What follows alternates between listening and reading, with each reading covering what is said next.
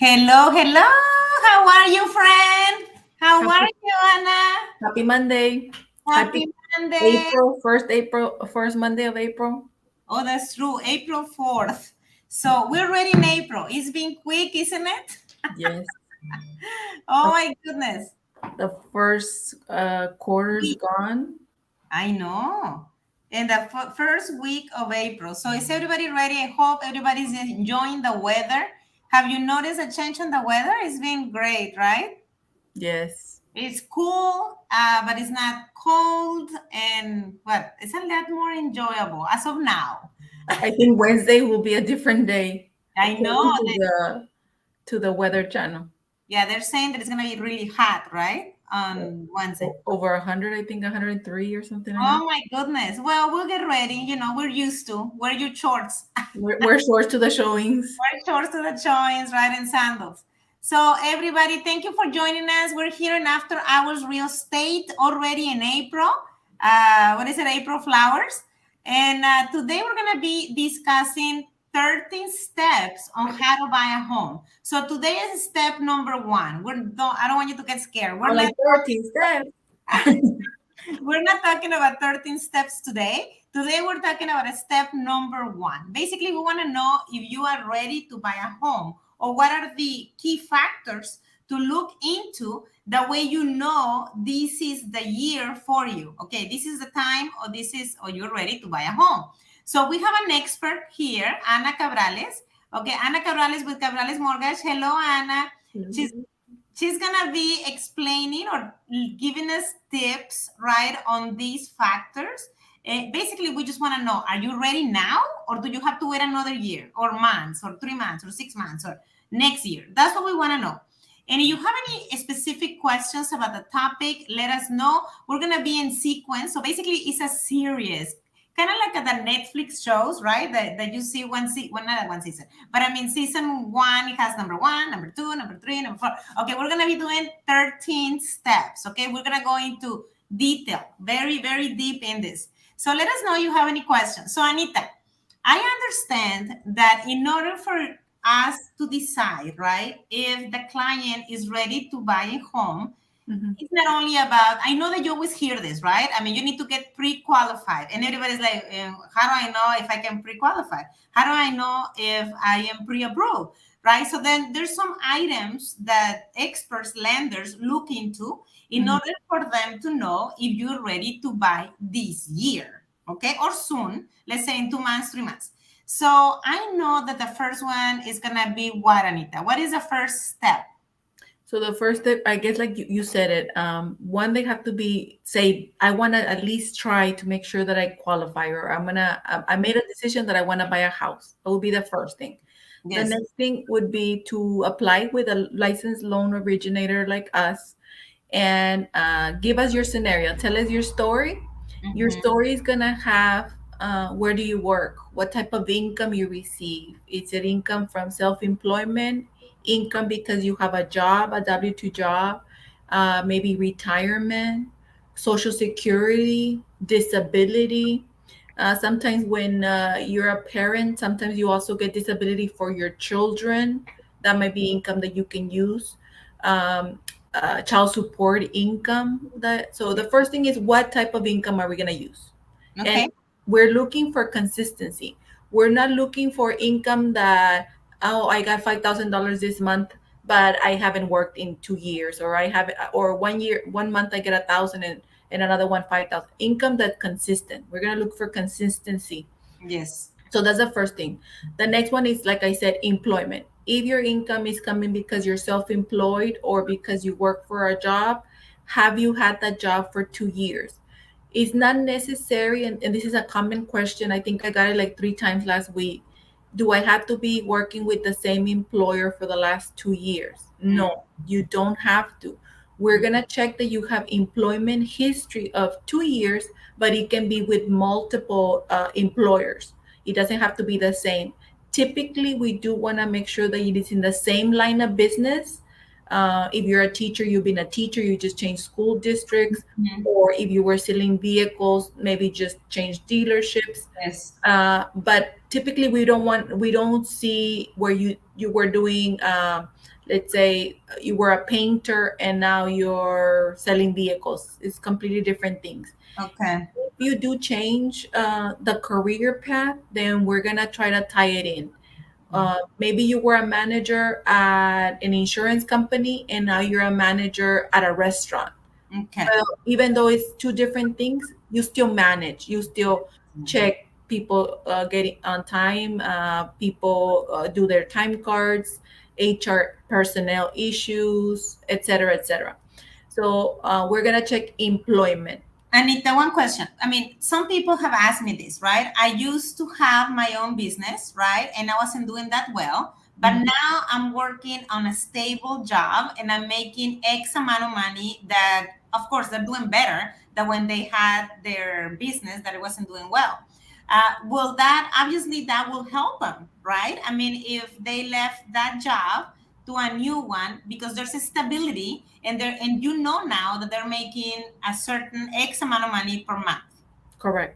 So that will be positive, right? Yes, so as long as they have 2 year employment history, let's say that their business they had it for 5 years, then Mhm. they stopped the business, then they went to a job, then they work for over 2 years. We know that they're gonna like the rhythm of working 40-hour weeks or more. So we just want to make sure that it's not somebody that is like has never worked. All of a sudden they work 40 hours and they're like, this is not for me or something. Exactly, we're gonna quit. Yeah, because remember, I mean, friends, the idea of lending you money, we wanna make well, I think lenders wanna make sure that you're gonna be able to pay. Remember, the idea is not to lose the home, right? I mean, not to be able to make, not be able to make the payment Yeah, and end up homeless. The idea is that you can prove to the lender that you are ready to be a homeowner, right? That you're stable and that you make this money consistently. So correct. that will be income and employment status. So the next one, Anita, I understand that is something about debt to income ratio. Tell us about that. So when we look at a file, it's also a common question: how much am I going to qualify? Uh, Yes, if I everybody make asks that. if I make 90,000 a year, well, it depends on your debt. So we check what's called the debt to income ratio, how Mhm. much debt you have compared to the income you receive. When we compare the debt, we also compare the debt of the new home, of the house that the proposed home. So we check. There's thresholds that we look into. Typically, if you just look at the house payment, we want that to be as low as possible, maybe under 30, maybe under 40%. But when you look at all the debt, your vehicle, your student loans, your furniture, your credit cards, the house, on FHA, the max is like 55%. Okay. Conventional like 50. So half of what your income, half of the income that you make a month, Mhm. that's what we want all your debt to be or less. 50% or less then. Do you hear that, friends? Huh. No more than 50% on debt. So Because that's 50%. going to include the new home. And well, okay, that is including the new home, okay, like the new home that you're gonna purchase, Yes. not the debt that you have right now, because right now you, let's say you're paying an apartment, right, or you're renting, so don't include that debt, right? Not the No, rent. don't include only stuff on credit. Don't include apartment because you're no longer gonna have that. You're gonna have the house. No water, no electricity, no going out. So that's why we count 50, because the other 50 is for the stuff we don't see. The going out, the eating out, the medical, your rent, your water, electricity, cable, all your subscriptions. So that's why we count 50%. That's the debt to income ratio. Of course, the lower the better, because that means that you have ability to buy a bigger house or afford more. Um, Yes. yeah. Okay. So then remember, the lower the better. 50% or less. Don't include apartment, going out, light, water. Okay. Don't worry about any of that. Okay. No. Okay. If you have a vehicle, let's say you have a vehicle in your credit, but then you tell us, oh, I co-signed for my sister, but I don't pay for this. My sister pays for it. And we have proof that your sister has been paying for 12 months. We can exclude that debt. So there's sometimes things that we're gonna go over with you, and we usually go over your debt to make sure that it matches. Sometimes people say that's not mine, or sometimes names are common. Juan Martinez. There's a lot of Juan Martinez. So maybe there's something populated on your credit that's not yours. We're gonna go over that to make sure that we're only counting debt that we should. Okay. If you got divorced, let's say, and on that divorce decree it says your ex-spouse is gonna pay for the vehicle and for the mortgage, then as long as those accounts were current at the time that you got divorced, then we don't have to count that debt against you because the divorce decree says that somebody else is paying for it. So Okay. there's a lot of things that we check in the debt to income ratio. Always tell us Yeah. what you owe. If you pay child support, let us know because it may come up and that's considered a debt. If you owe the IRS and you're in a payment plan, then that's considered a debt. Um, Okay. Okay. Other thing that's considered debt would be properties. Let's say that you have two properties, maybe just pieces of land that you own. If you're paying for them, even though they're not on credit and they're recording on the courthouse, they're going to come up that you're the owner. So we have to count the taxes as a debt I because see. taxes, you never finish paying them. You're always going to have that debt. So regardless if they already finished paying them, right? I mean, regardless if they're not making, obviously, if you're making a payment that you don't know, was it's gonna be the payment plus the taxes that you owe. Correct. But if Okay. not, the taxes. And if not, if you, I mean, because yeah, there's a lot of people that they already paid it, right? But Yes. they don't count it. So then remember, friends, if you have a property, whatever it is, a lot, a house that is already being paid for, the taxes count as one part of your debt. Okay. And a lot of times people tell us, well, don't put that one. Don't, it's paid. And like, And you're like, I'm like, well, because we run a system and the system links your name to the court records. ah, So if it's in a court record, it doesn't matter what state. It can be in Michigan. It can be in California.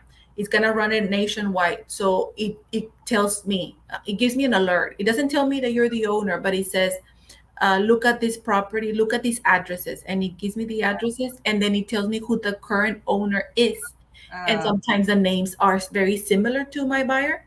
So mhm. I'll ask my buyer, okay, this address is coming up. Is it yours? And if my buyer says, no, I've never heard of that or whatever, and maybe let's say that my buyer is Juan Martinez, but this one is Juan C. Martinez, and my buyer doesn't have a C, then I can write a letter of explanation saying that's not my buyer. Yes, Or let's say that it appears in Michigan, and my buyer's like, I've never even lived in Michigan. Then we can do a little bit more digging into it to prove that it's not our buyer, it's somebody else. perfect. Okay, and I guess, I mean, what is the next step? What about liquid assets, Anita? What is it that they need in order to start the process to know I am ready to begin? So yes, so we sometimes we have customers that qualify. They want to buy. They're working. They have the income, and we'll talk about credit in a bit. But the debt to income it's good. I guess in the credit is together, and then they don't have money saved. You Yes, we've seen that quite often. that happens a lot. It happens. Sometimes it's like I ask them like, okay, everything looks great. You qualify for 300, but I noticed that you have $400 in your bank account. Oh my I'm goodness. like, I'm like, is there another bank account that you have maybe you didn't share with me yet, or what are the plans that you have for your down payment? I know we said it in multiple episodes. Yes. Down payment, closing costs, prepays, and sometimes even discount point. Where are you planning on getting that money? Do you have a retirement account? Are you gonna get a gift from a family member? Are you selling something? Do you have an IRA, a 401k, or something that you can liquidate? Some people have stock that Mhm. they sell. Some people have Bitcoin that they sell, crypto that Wow, they sell. yes. We've talked about all of those tips. I mean, how to get money. And really, what we mean by liquid assets is the escrow money and the inspections, as of to begin with, right? To begin with. That to begin with, we're talking about the escrow, which is 1% of the value of the home, and your closing costs, which is going to be, it depends, right? But I mean, let's say $500 for sure for the title company, right? And we're still not counting any other fees, right, that might be added. But I mean, you at least need to have, it depends on the value of the home, but let's say you're buying a $300,000 home. So then you will need 1% of that for escrow, which is 3,000. It's a credit for you. You don't lose that money. Plus the closing costs, right? I mean, from title company. Let's say, I don't know, an example, 3,500 at least. Yeah. That, And the thing for buyers or borrowers to be aware of is that once you're under contract, things go fast. oh, Our yeah, goal is to close you in 30 days. yes. But in order for us to close you, we need to have proof of where the money is coming from so that you can get approved. A lot of people think, oh, I have 30 days to come up with the money. No, in reality, you have 20 maybe, because I want to make sure I have approval within 20 so then we can close in 30 or whatever. Mhm. Uh, so it's going to go fast. So make sure that you're thinking of where you're going to have the money for everything that you need, all those liquid assets. Uh, I guess I would say before you start shopping, because if not, you're going to be looking at houses and going to be heartbroken that you Yes. don't have the money. Exactly. And it has happened. I mean, that's what we're trying to give you value, friends, and trying to basically educate you, right? And knowing what it is, how you need to be ready before beginning the process. And exactly how Anna said, you will be heartbroken if we found the home, right, that you want. We present an offer, the offer is accepted. And then when we need to escrow the contract to make it legal, official, right, to begin inspections, now you tell me, guess what? I don't have the money at this moment, right? I will have it until I get paid. Let's say, I don't know, the end of the month, or I will have it. I mean, where else, right? So then, what is it that we can do? We have 3 business days. I mean, to escrow the contract. If you don't have the money, I mean, the escrow amount of money, we need to let go, right? We need to, I mean, allow. I mean, what is it? Tell the listing agent, you know what, we're not ready to move forward, right? Because not only the escrow money, but you need the inspection money as well. I mean, Yeah. which is the money for the inspectors, right? To inspect the property. Yeah. So it's very important, right? That you have a little bit of money saved before beginning the process, right? That way you can lose that home. And it just makes sense. Buying a house, you're gonna have sometimes connection, this deposits you have to give for water, electricity. Maybe you want to do some updates. So we also don't want you to spend all your money. We want you to have some money left over for painting or whatever you want. So it's good that if you want to buy a house, you prepare. Start preparing, start saving money in the bank. And Mhm. that way, when you apply, you have the employment, you have the income, your debt to income is great, and then you have the money, then you're a good prospect, you're a good customer. Yes. And that's what we do these friends. Okay. We're trying to teach you, giving you free information. And also you have the option to call us, or, right now we're here, we're live. Ask us any questions that you might have. Now, the next topic, or well, it comes to being ready to buy a home, which is step one. It is credit health. Now, we call it credit health, but Anita is going to go into detail. What is it, credit health, Anita?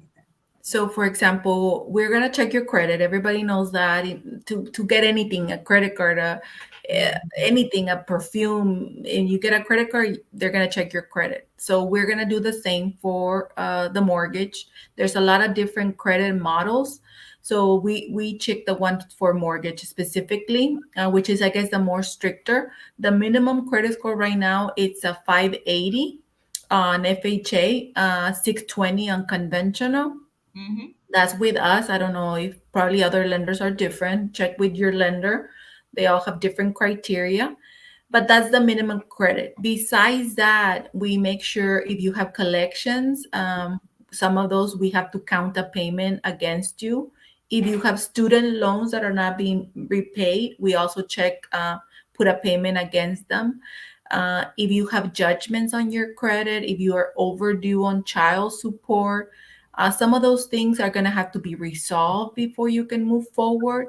So basically, when you are looking for a house, just make sure that your credit is as good as possible. Again, the minimum is 580. Yeah. If you have questions about credit, just ask us. We have seen everything. Don't be embarrassed. The only way you're going to learn and I guess be able to buy a house is by taking the first step, which is talking to us, finding out where you stand, and then that way we can tell you, you know what, if you don't qualify, it's because of this. Can you pay off this account? Can you pay that? Can you save money? Maybe you need to be on your job a little bit longer. But that way you have a game plan of what you need to do. Otherwise, you're not gonna know. Exactly. Start, what is it? Think moving your feet, not just thinking in your head, which means don't analyze it too much, right? Just contact experts, right, on the topic, right? Let us know you need any help, and we'll be able to tell you, right? I mean, this is where you at right now, and this is what you need to be ready for the next step. So Correct. do that, okay? Take advantage, right? That we're open, we're willing to do this, right? We don't charge you any fee in order to guide you, right? And I mean, because our goal is for you to be able to be a homeowner and stop renting, right? I mean, that's the whole idea. I just heard something that it comes to a topic. Someone was asking about interest rates. So then I think it was one of those memes that, interest rates are going up, whatever, all of that story. So then they said, if you continue renting, your interest rate is 100% interest rate. You know what I mean? Yes. Obviously, because I mean, everything that you're paying, it goes into, I mean, the account of the owner of Nothing. the You don't property. get no equity out of that. So don't worry, friends, about the interest rate. Oh, that it went a little bit high. That now we're like whatever, 4 or whatever it is, 3.25, 3.75. Remember, right now you're paying rent, you're paying 100% interest rate to the owner. So then Mhm. the idea is move forward, buy your own home, right? Pay, I mean, the interest, whatever it is, it doesn't matter. It's never going to be 100%, Yeah. right? Never. And this is going to Correct. be your property, your Correct. own property. Okay, so credit health, we already talked about it. FHA 580 is the minimum, conventional 620. Okay, let us know you have any other questions. Now, next step on step, no, no, not next step. Next item to talk about on step one will be willingness to live in one place. What do we mean by that, Anita? So typically, when you close with the escrow officer at the title company, you sign a document saying that you intend, well, if you're buying primary specifically, that you intend to live in the property for at least a year. Why? Because you're buying it primary. You're getting better terms and conditions. You're getting a better interest rate, a smaller down payment. So the investors want you to live in the property for at least a year, hopefully longer, but at least a year. So I guess you have to talk about with your family. Are we staying put here in McAllen or in the RGV, wherever you're buying, and saying, is this a place for us? Do we have employment here? Do we have basically a place that's going to give us income here? And if it is, then it's a perfect time to buy because you know you're going to be here. Instead of renting for 1 year, buy a house for a year or longer, hopefully. Yeah, so the minimum will be for a year. That's what we mean about willingness to live in one place. Because if you're planning to relocate, for example, in 6 months, 8 months, you're not sure, then maybe it's not the right moment for you to buy a home because you're not going to be stable in the area, right? You're just passing through. Yeah. Maybe, I don't know, a property and a rental will be best for you. But if Yeah. you know that you got relocated to the area and that you at least have the intention to live for more than 1 year, then the idea is not to rent. The idea is to buy. Okay, don't pay 100% interest rate as a renter. Correct. Okay, and the last item, in order for us to know if you're ready to buy, is gonna be timing. Okay, what about? I mean, good time to buy a house and current mortgage rates. Um, Besides that, I have a buyer that bought a house. He was renting an apartment, and now he bought a house, and now the apartment is saying, "Oh, you're breaking the lease," even though he gave them notice, mhm, and he didn't know that they were gonna do this. But now they're asking, "Okay, we're gonna keep the deposit, which is customary. You're breaking a lease."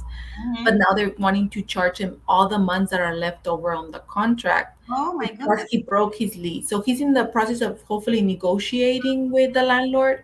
But ultimately, if it's in the contract, the landlord has the, I I like guess, work. the right to Yes. demand that money, but it can get expensive. So he was talking several $1,000s.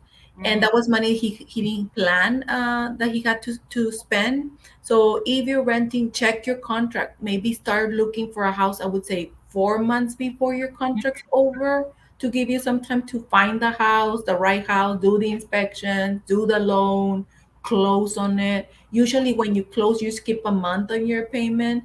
So it's still, I would say maybe 4 months. Maybe if you are slower to make decisions, if you don't make decisions quickly, Yeah, maybe 5 months, a little exactly. bit. but that would be one. Timeliness. Is this Time. a good time to buy? Mhm. Uh, what other ones did you mention? Okay, 4 to 5 months. Let me write it down. One will be, let me see. One was timing based on when is a good time to buy a home, right? It depends on personal factors. You just financial readiness and lifestyle preference. Also, the mortgage rates, right? Which is the market conditions. Like basically what we've been talking about interest rates, right? Mhm. And let me just a bit paraphrase about timing. Timing means that if you are in a lease, what Anita said, right? I mean, be careful because you did sign a contract probably for 12 months Mhm. and you now found the home of your dreams, right? And now you're going to break this contract. Usually it will only be the deposit that you lose so in some cases, but not necessarily. The landlord can also ask you to pay the rest of the contract, right? To let you go. So you're gonna be looking into a couple of $1,000s, right, in order to be able to move into that home. Now that money you could use it for the closing costs, escrow, whatever it is, on buying your own home. So Yeah. then be very sure, exactly like Anita said, 4 to 5 months. Okay, if you're gonna be, not very sure or you need more time to make a decision, at least 4 to 5 months. Yeah. So we will recommend you if you can do month to month basis, right? If the landlord allows you, that will be ideal. But if not, 6 months to 12 months will be good. But then wait, living in the property 6 months, right? Yeah. Then start the process because now you have 6 months to get out. So if you tell your landlord I'm leaving, it's probably gonna be only a month or two. It's not gonna be a big deal, Yeah. right? You're gonna be able to negotiate that even better. The other one is, well, interest rates, right? That will be timing. I mean, what is the market condition now? So Anita, you talk to her Well, about you can ask me, but I'm gonna say that it's always a good time to buy a home. exactly. And I don't say it because I want to sell, but I do believe that. I'm an investor myself. I have properties that I own. I think as long as the property itself, it's a good house, a good value, good location, a good structure, then the interest rate is gonna make up for itself because everything else goes up. If the interest rate go up, everything else goes up. So rent will go up, everything, income. So it's like it pays for itself. A mortgage is rare that the houses devaluate, that you buy a house and then later it costs less. It did happen back in 2007, but that was a bubble. What happened back in 2007 was basically investors were saying if the person can breathe, give them a loan. Exactly. Before people would say, I make $8,000, we would plug it in and say you qualify for 400,000. We wouldn't verify that you made 8,000. Like when you go to a dealership and they ask you and you say and but they don't verify, it's the same Oh, thing. That's what happened in 2004, 2007. So then what happened was the market crashed. There was a lot of, I guess, false information. People were buying houses that they did not qualify for, so all these people lost homes because everybody was buying. Property values were being inflated and inflated and inflated, and everything went up in value. So then when it crashed, people were underwater. People owe more than what the house was worth. This is not happening now. We're not in a bubble. It's still a great time to buy. Yes, the interest rates have gone up, but guess what? Rents have gone up too. They said 18 to 19%. So why are you gonna be renting when you can buy a house? Let's say that you buy a house right now for 200,000. That house by next year, they said is gonna price 20% higher. yes, Elise. Yes. So you're gonna get equity. Having your money in the bank, let's say that you are a teacher and let's say you're not even paying rent, you live with your parents, so you're like, I'm fine. Are you saving that money? You're probably not. You're probably spending it, going out and doing your thing. But if you have a house, you're making a mortgage, you're making sure you're making a mortgage. So 5 years from now you sell the house, you're probably gonna get, I don't know, money, $50,000 back or something. It's Elise. money that you would not have saved otherwise. Most people, I would say, most Most people don't save. So I always say it's a good time. It's a good investment. You get your money back. exactly, everybody. Friends, listen to this. When is a good time to buy? Is now. Do it now. Remember, if you rent, you are paying 100% interest rate. So don't worry about if it went up a little bit or whatever. I mean, it's an investment property. I mean, exactly how Anna said, 20% higher, that will be, next year or more. Okay, so then make a decision, give us a call. I hope all of these created value in your lives. If you have any questions about home ownership, we're going to be doing a series of 13 different steps going in detail like today. Today was step one, how to know that you're ready to buy a home. That's what we talked about today. And we can wait to see you next Monday at 5. Thank you for watching the show. This is Ana Cabrales with Cabrales Mortgage and Iris Heredia with Momentum Realty. Let us know if you need anything. And thank you, everybody. Thank you. Bye. Have a good one.